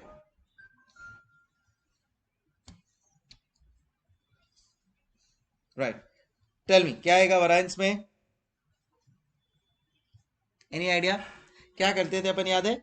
X minus X bar the whole square into probability, बराबर है। पोर्टफोलियो मैनेजमेंट में यही करते थे, याद है? कि अपना एवरेज रिटर्न कितना है, एवरेज रिटर्न जो भी है उससे बाकी सब रिटर्न माइनस करेंगे तो पता चलता कितना डिविएशन है।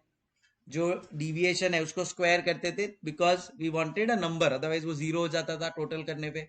सो X minus X bar the whole square into probability, याद आया तुम लोग को?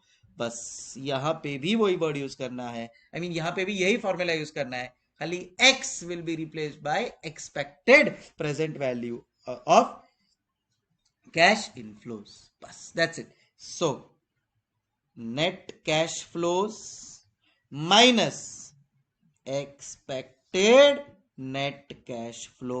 एक्सपेक्टेड नेट कैश फ्लो कैसे फाइंड करते हैं वो तुम लोग को अभी सिखाया था। ये ये है एक्सपेक्टेड नेट कैश फ्लो। ये जो 6000 है वो क्या है? Expected net cash flow, expected net cash flow of 1 year। This is what is this called? This is expected net cash flow of year 1। ठीक है?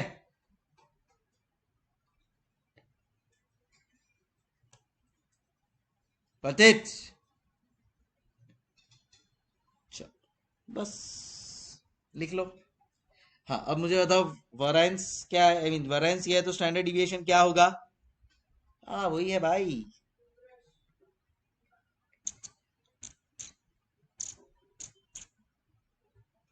It is,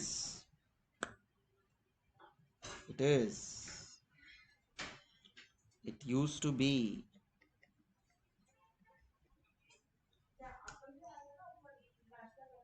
it is.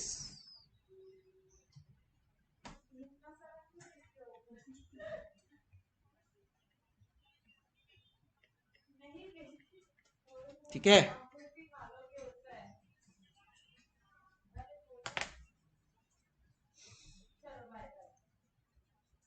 Please copy.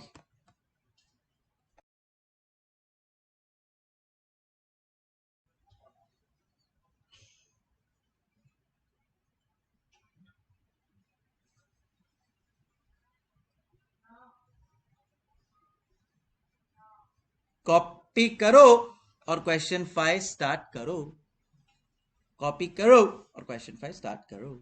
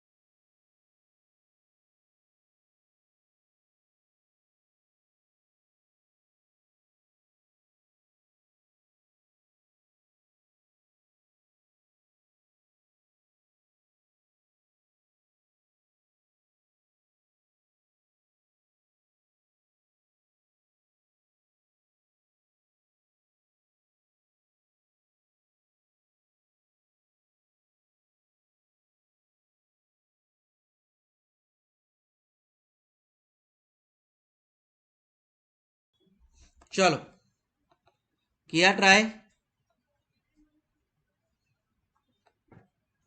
Notes वाला page चाहिए तुमको?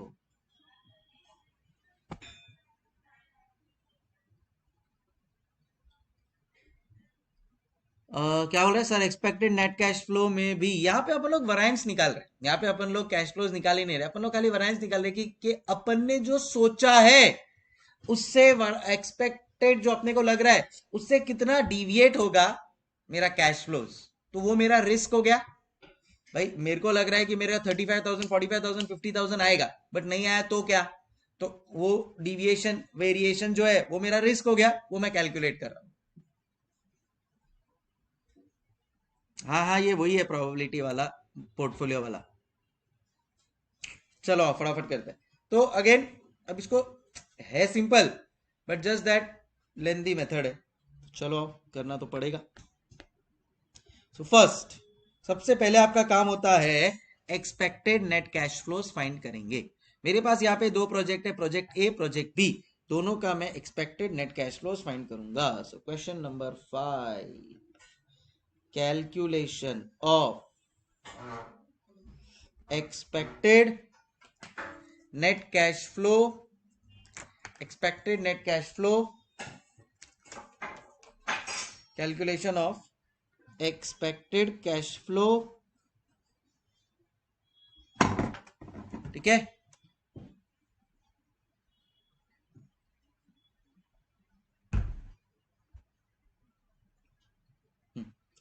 of project A and project B.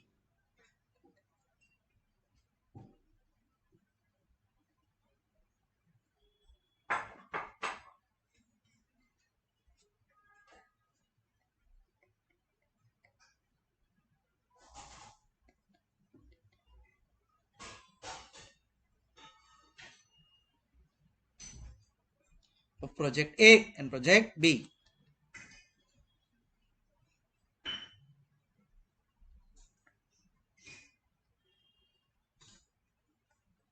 Project A, project B.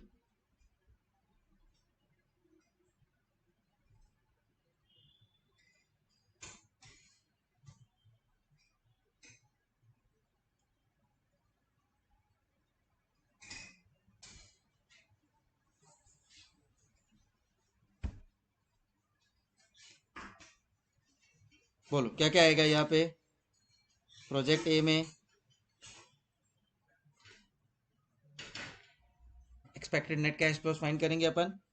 ए भी हो सकता है, B भी हो सकता है, सी भी हो सकता है, डी भी हो सकता है, ई भी हो सकता है, जो भी होगा उसका कैश फ्लो 8 10 12 14 16।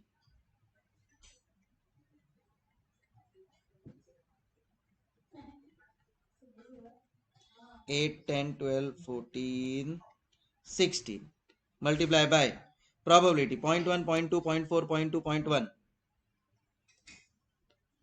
0.1 0.2 0.4 0.2 0.1। बोलो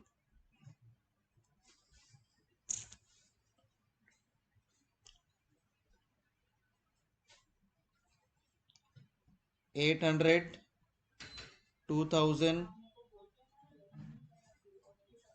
4800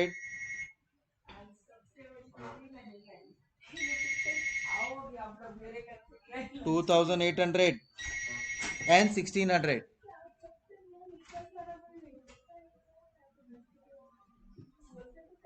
चलो फाइनली फाइनली फाइनली अपने को मिल जाएगा एक्सपेक्टेड कैश इनफ्लो।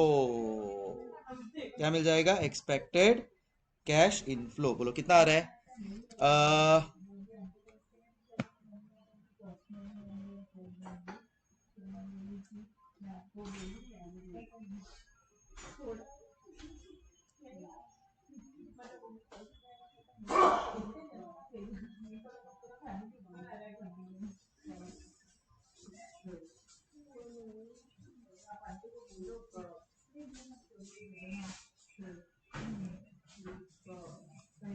चलो ठीक है। सो एक्सपेक्टेड तो कितना आ जाएगा, देखो 800 plus 2000 plus 4800 plus 2800 plus 1600 and it will B 12,000 and it will B 12,000।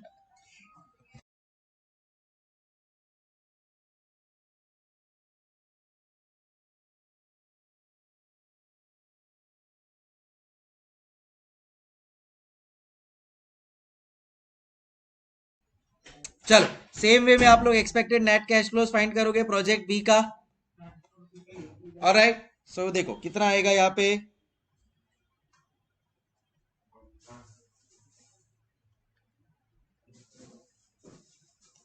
बोलो कितना आ जाएगा तुम लोग का यहाँ पे।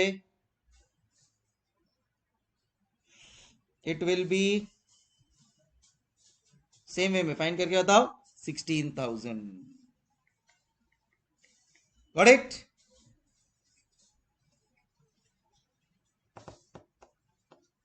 Done.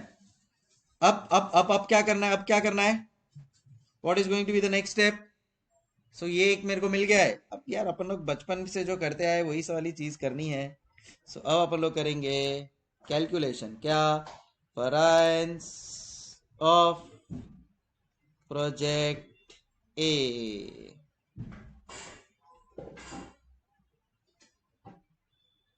Variance of project A, सो 8,000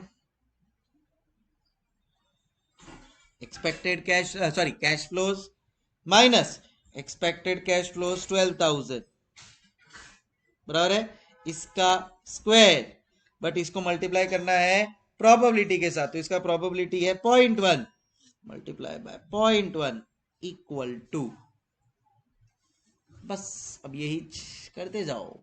सो 8,000 के बाद 10 12 14 16 10 12 14 16 जय बात,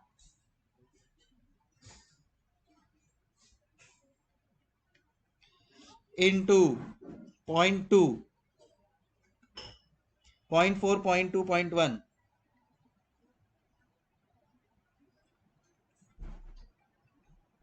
ठीक है। चलो अब तुमको लग रहा है ये कैलकुलेशन पार्ट मैं करूंगा, नहीं मेरा काम था आप लोग को यहां तक लेकर आना। अब वरायंस आ गया है, जैसे ही वरायंस आएगा मुझे ये मिल जाएगा। चलो अब तुम लोग कैलकुलेशन करो, हम तो चले भाई यहाँ से, टाटा बाय बाय।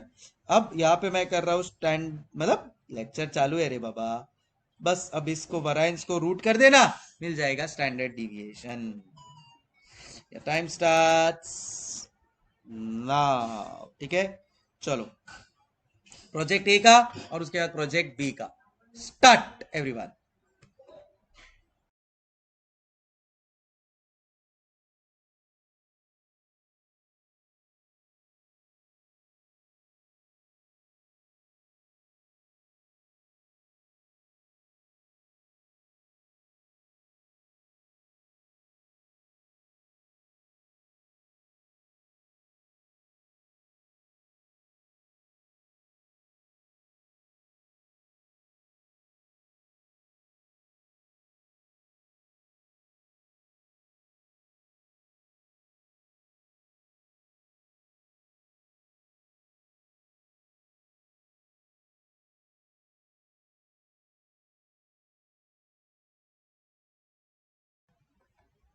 हाँ भाई,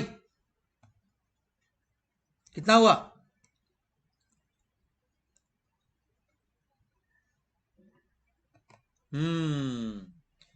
किया तुम लोग ने सॉल्व, देखो कितना हुआ, बताओ बताओ आंसर्स बताओ यार, ऐसे क्या चुप बैठे हो। पूरा हो गया सर, तो आंसर क्यों नहीं लिखा है भाई, पूरा हो गया तो मुझे कैसे सपना आएगा कि तुम्हारा पूरा हो गया।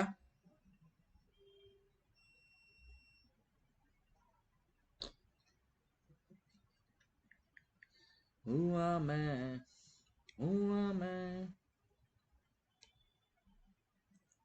क्यों रे दीपक, कहाँ जाना है तेरे को, क्यों रे दीपक, कहाँ जाना है बेटा तेरे को। सो ये आता है 48 लाख,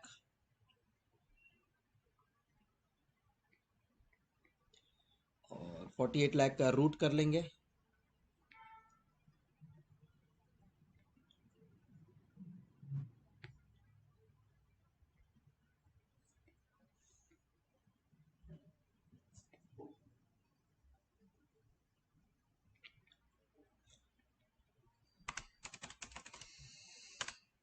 टू 2190 या 2191।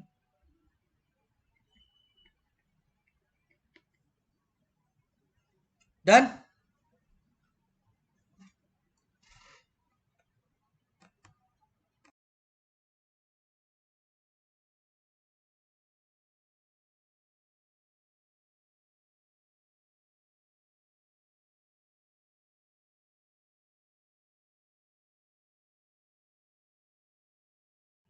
चलो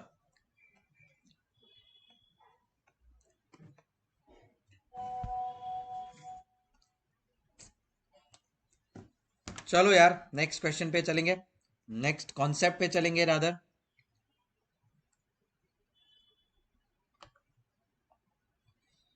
सो ए हो गया मेरा, बी हो गया मेरा, जो जो हो गया उसको टिक मारू।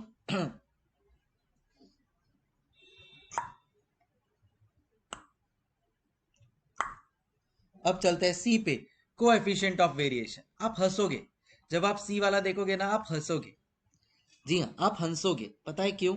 देखो मैं बताता हूँ क्यों। क्योंकि थर्ड है मेरा coefficient of variation.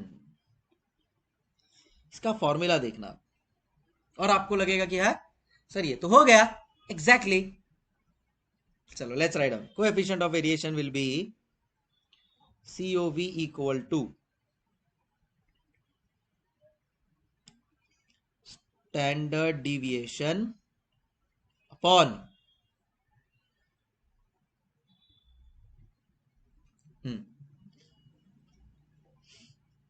Expected return slash expected cash flow. ठीक है, चलो स्टैंडर्ड डिविएशन है अपने पास एक्सपेक्टेड कैश फ्लो है, कोएफिशिएंट ऑफ वेरिएशन मिल जाएगा। समझे? यही क्वेश्चन का निकालो ना। सो इसी क्वेश्चन का कोएफिशिएंट ऑफ वेरिएशन निकालना है। प्रोजेक्ट ए का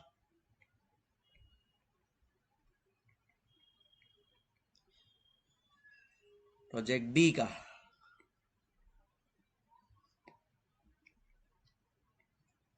प्रोजेक्ट ए का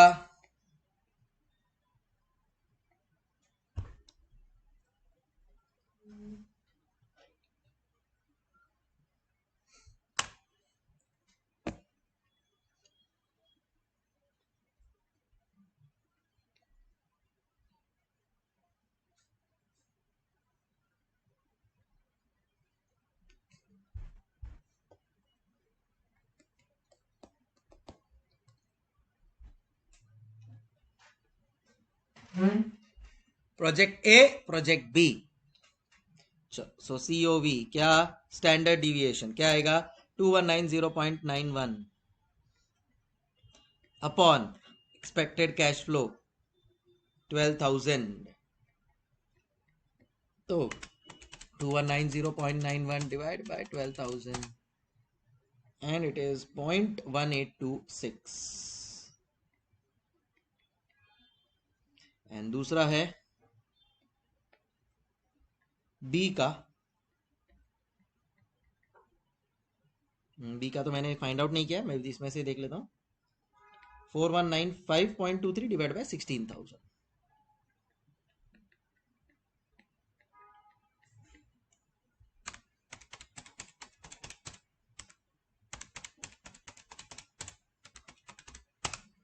.2622।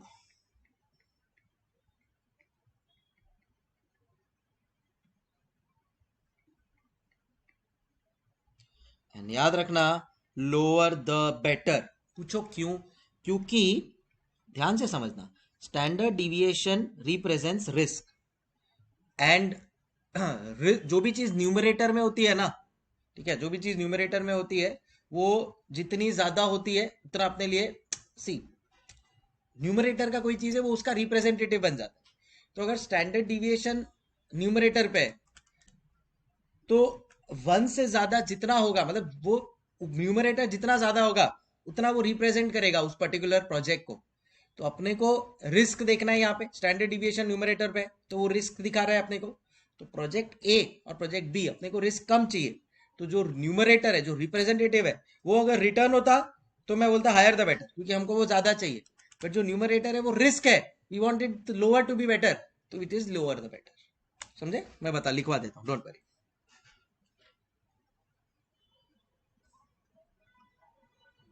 लिखो।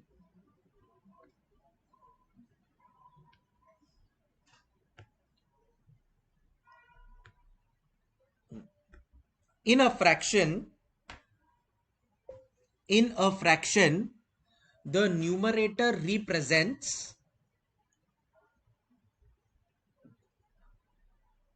the overall scenario, and if the numerator represents return, then we want it to be as high as possible. But however, if the numerator represents standard deviation, that is risk, then we want it to be lower as much as possible. And therefore, we will say that COV has the representation of numerator by standard deviation, which is a measure of risk, which we always want to be lower. समझी good everybody?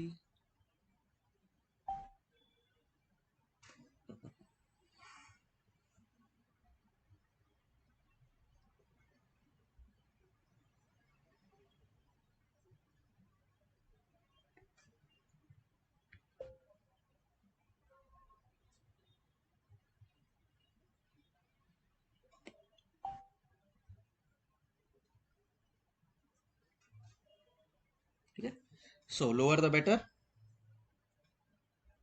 Select project A.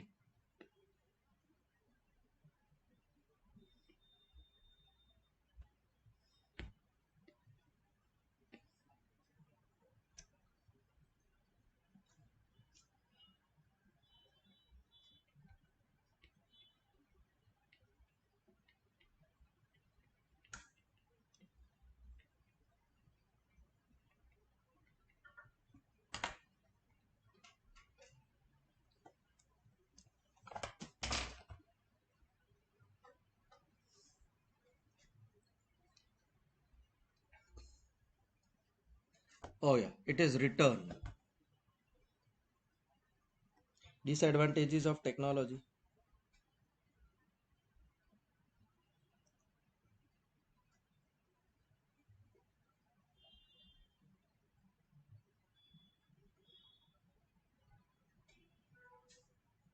Thank you, Manisha. Thank you.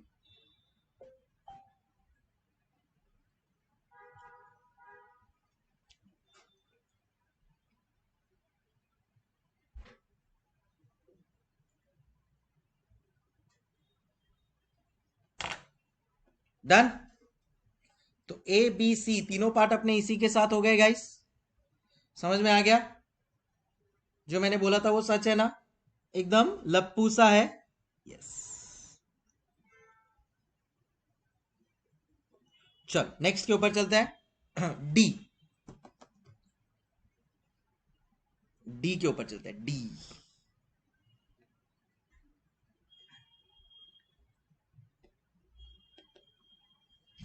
D is, sir आपने जो class start होने पे mutual fund का example दिया था कि 3 लाख 15 साल बाद देंगे, अभी 1 लाख देंगे, तो उसमें कैश इनफ्लोस की डिस्काउंटिंग कौन से रेट को लेके करते होंगे? तो वो लोग डिस्काउंटिंग नहीं करते हैं, अपने को आईआरआर फाइंड करना पड़ता है और उससे अपने को पता चलता है that what exactly is the discounting rate. तो उन्होंने डिस्काउंट कर ली होती है, बट अपने को आईआरआर के मेथड के थ्रू फाइंड करने का कि कौन सा वो लोग ने मेथड यूज किया हुआ है। but in general it is basically connected to your fixed deposit interest rate. Fix deposit interest rate से वो कनेक्टेड है. ठीक है, चल next D, risk adjusted discount rate, RADR.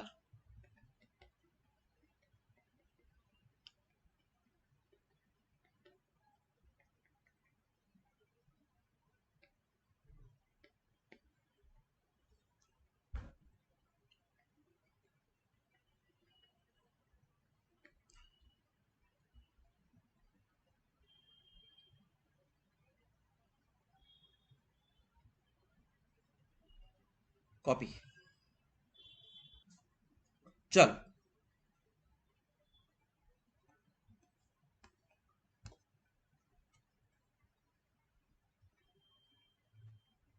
मेरे यहाँ एक पॉलिटिकल पार्टी है जो 80 GGC में डोनेशन पर 7% लेते हैं. वो सब में नहीं पढ़ने का रे. ये पॉलिटिकल पार्टी के डोनेशन वोनेशन सब इनकम टैक्स के स्क्रूटिनी में आते हैं and becomes a mess. Don't do all of that.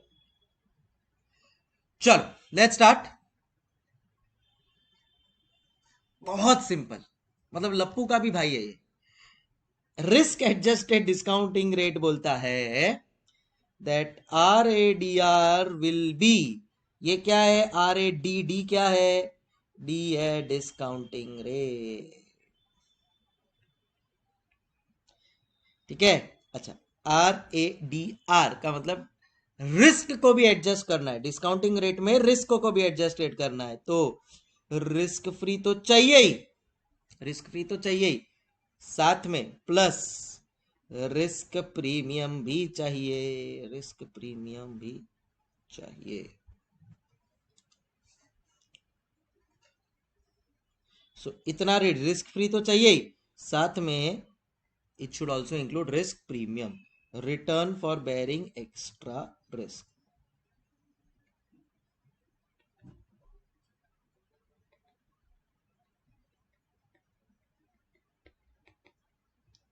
Return for bearing extra risk. बस.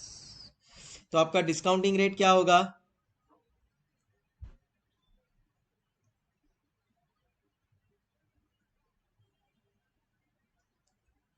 बोलो डिस्काउंटिंग रेट क्या होगा. Correct, it will be risk free plus risk premium.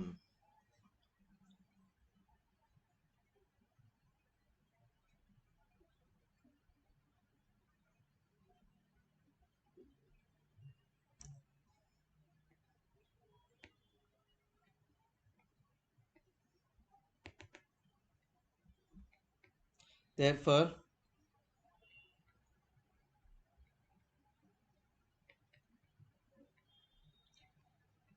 discounting rate will be risk free plus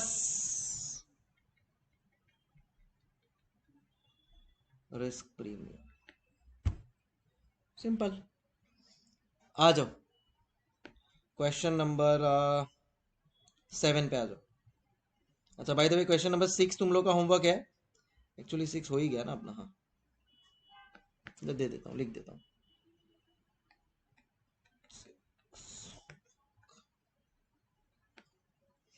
चलो,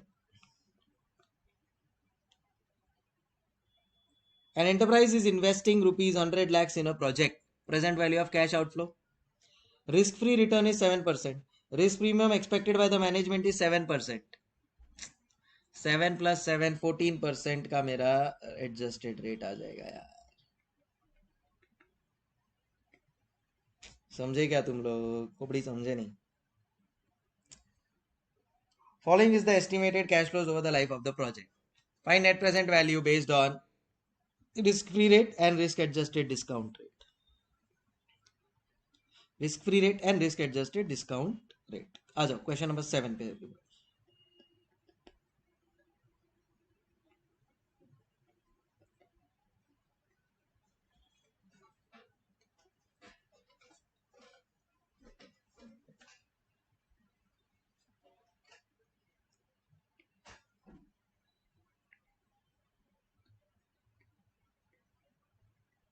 1 2 3 4 5।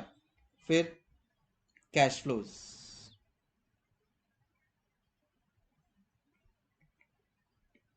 25 60 75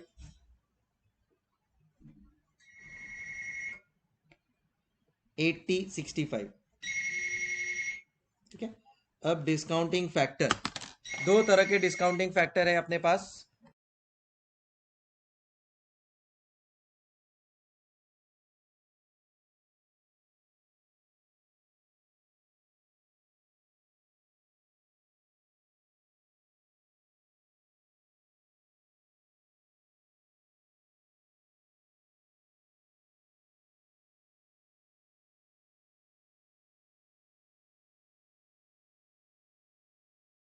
हाँ भाई, ठीक है।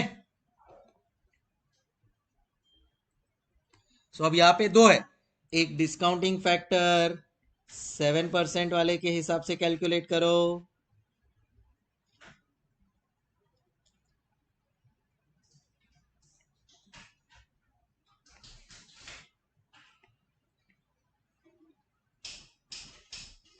और तो ये आ जाएगा मेरा एनपीवी।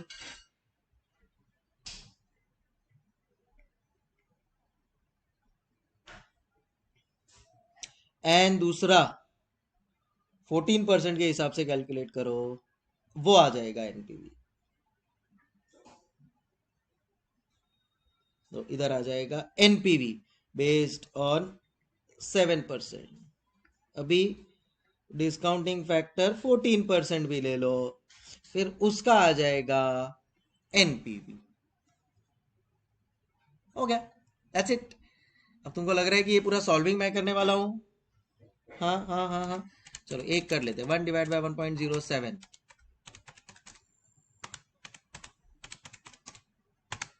0.935 एंड इसका आ जाएगा 0.877। बस कर लो अभी कैलकुलेट अपने हिसाब से, present value of cash inflows, present value of cash outflows, and you will get the answer. देख लेते, आ जाओ। सो 7% के हिसाब से आ रहा है 244.34।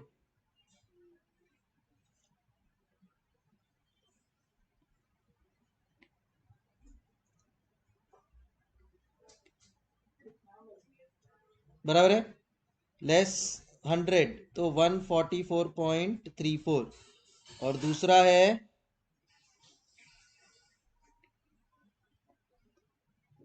199.79,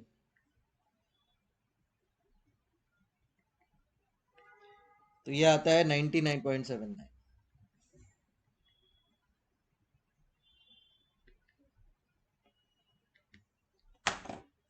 चलो done.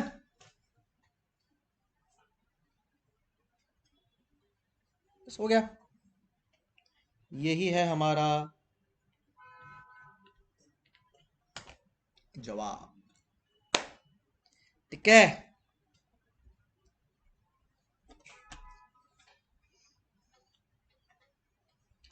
Any question still here? सब लोग को इधर तक क्लियर है? चलो डन। आज के लिए आई थिंक इतना ही काफी है। अच्छा हुआ अपना ए टू डी पार्ट हो गया है, कल अपने बाकी के पार्ट हो जाएंगे with one example, and we'll be looking very very systematic and smooth. Time for me to say hasta la vista guys, take care, keep smiling, thank you so much, bye bye.